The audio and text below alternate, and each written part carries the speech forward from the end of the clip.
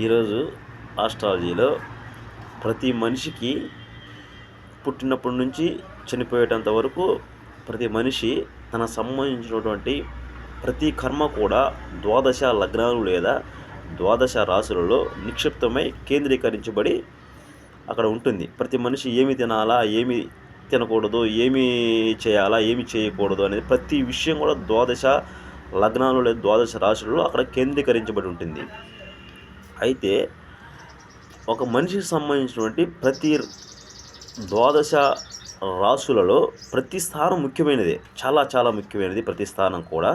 కానీ అన్ని స్థానాల కన్నా కూడా ఒక మనిషికి సంబంధించినటువంటి తన కర్మ సిస్టంలో 2, 8, 6 చాలా చాలా చాలా ముఖ్యమైనటువంటి ప్లేస్లు అనమాట. ఈ 2, 8, 6లో 6 కన్నా కూడా 2, 8 మాత్రమే చాలా చాలా ముఖ్యమైనటువంటి ప్లేసులుగా చెప్పడం జరుగుతుంది. అది ప్రతి జాతకుడికి 2, 8 స్థానాలు బలంగా ఉంటే మిగతా స్థానాలన్నీ కూడా అతనికి ఉపయోగపడటం జరుగుతుంది.